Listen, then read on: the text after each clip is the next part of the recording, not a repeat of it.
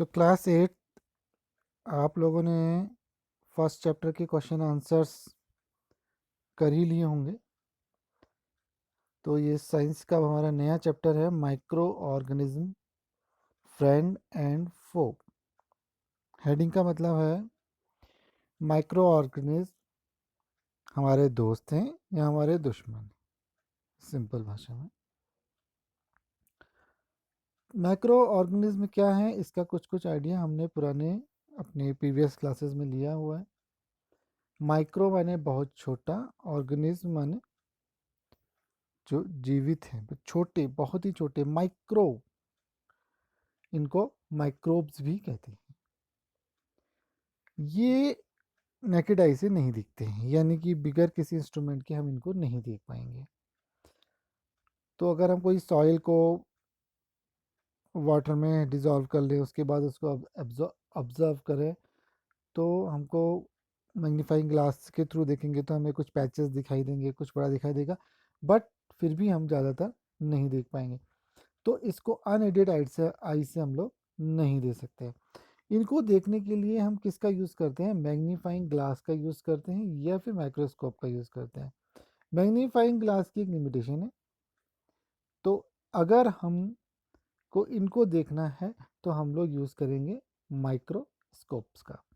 Microscope का use करके ही ये दिखते हैं, इसीलिए हम इनका नाम लिखा हुआ है, लिया गया है माइक्रो ऑर्गेनिज्म। माइक्रो ऑर्गेनिज्म को अब हम 4 कैटेगरीज में बांटेंगे। सबसे पहले होते हैं बैक्टीरियल्स, दूसरे होते हैं फंगीज, ये दोनों आप लोगों को पहले बताए जा चुके हैं। एल्गीज के बारे में भी हम पिछले चैप्टर में थोड़ा बहुत डिस्कस कर चुके हैं।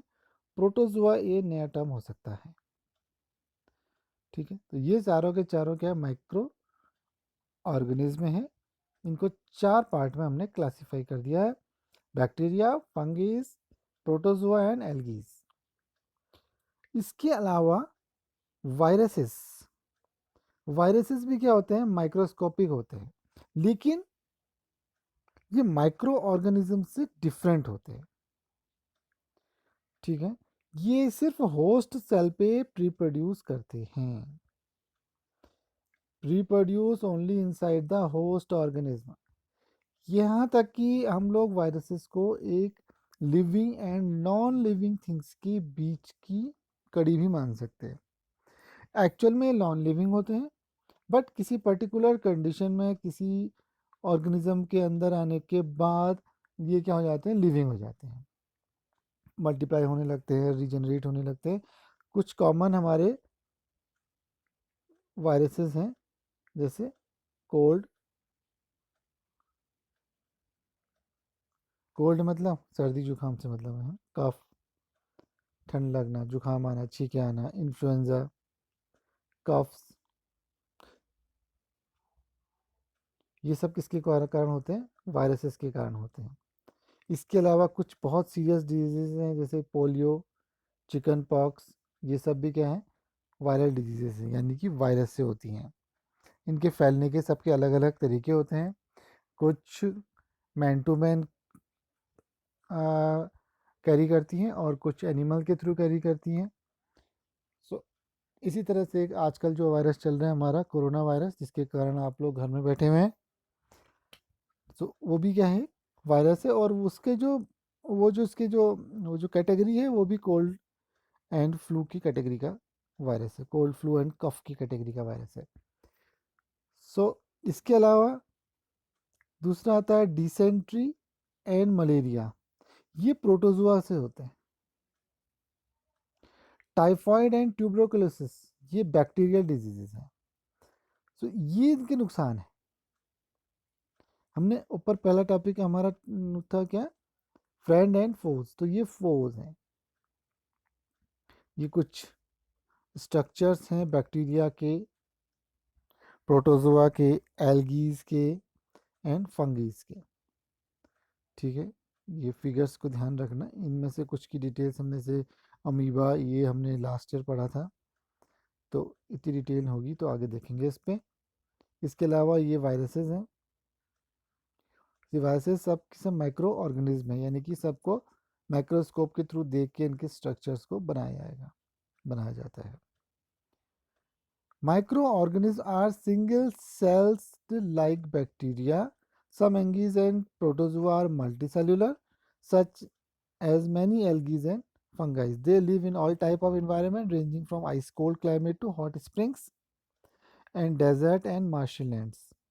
They are also found inside the bodies of animals including humans. Some microorganisms grow on other organisms while other exist freely. So micro organism में क्या है, सिंगल सेल्ड होते हैं ज़्यादातर। जिस सिंगल सेल हमने पिछली क्लास में पढ़ा था अमीबा। अमीबा क्या है, सिंगल सेल, इसमें सिर्फ एक ही सेल होता है। इसी तरह से सिंगल सेल जैसे बैक्टीरियाज, एल्गीज एंड प्रोटोजोआस। तो ये इनकी जो लिविंग कंडीशंस है ये एक्सट्रीम कंडीशंस में भी रह सकते हैं। एक्सट्रीम कंडीशन मीन्स बहुत ही हॉट कंडीशंस या बहुत ही ठंडी क्लाइमेट्स में। डेजर्ट्स पे भी एग्जिस्ट कर सकते हैं, बॉडीज के अंदर भी एग्जिस्ट करते हैं और फ्रीली भी अवेलेबल होते हैं। तो दोनों तरह के होते हैं, ठीक है। ये हमको क्या हार्मफुल डिजीजेस देते हैं, तो इसके बारे में हम डिटेल में पढ़ेंगे। अब ये तो हमारा जो था, ये तो ऐसे थे जो हमको नुकसान पहुंचाने वाले थे, जो डिजीजेस दे रहे थे। दूसरे हमारे होते हैं friendly micro organism. Friendly micro organism मतलब जो हमको सहायता देते हैं या जो हमारे लिए एक सहायक की तरह काम करते हैं। कैसे, जैसे दही, दूध से दही बनना। दूध से दही किससे बनता है, बैक्टीरिया मैन, या सीधे सीधे एक वर्ड में हम बोलेंगे माइक्रो ऑर्गेनिज्म के थ्रू। केक का बनना, ब्रेड का बनना, इन सब में क्या है, माइक्रो ऑर्गेनिज्म का यूज होता है। इसके अलावा इन्वायरमेंट को क्लीन करने में भी काम आता है। जैसे हमने लास्ट ईयर पढ़ा था, एक मैन्योर पिट बनाया था। मैन्योर पिट में हमने अपने गीला जितना कूड़ा था वो डाला था, तो धीरे धीरे क्या हो गया था, मैन्योर्स बन गया था, यानी कि ऑर्गेनिक खाद। So organic waste broken down into harmless and unstable substances by bacteria. Recall that bacteria are also used in the preparation of medicines. In agriculture, they are used in soil fertility by fixing nitrogen. तो nitrogen fixation जो हमने पीछे पढ़ा था कि B piece की जो हमारी जड़ें होती हैं उसके अंदर ये बैक्टीरिया होता है, जिससे कि इन्वायरमेंट की नाइट्रोजन को यूजेबल नाइट्रोजन में कन्वर्ट किया जा सकता है, जो सॉइल में मिक्स हो जाती है। इसके अलावा कर्ड बनाने में, ब्रेड बनाने में, कर्ड बनाने में जो बैक्टीरिया यूज होता है उसको कहते हैं लैक्टोबैलिसिस। ये बैक्टीरिया का नाम है। इस बैक्टीरिया की मदद से ही मिल्क कन्वर्ट होता है, किस पे, कर्ड पे। समझा, lactobacillus. This bacteria converts milk and converts it into curd, cheese, pickle and many type of items. इसके अलावा हम लोग इडलीज बनाते हैं, भटूराज बनाते हैं, इसमें भी क्या करते हैं, बैक्टीरिया का यूज़ करते हैं। तो बैक्टीरिया और यीस्ट क्या करता है, फर्मेंटेशन में काम करता है।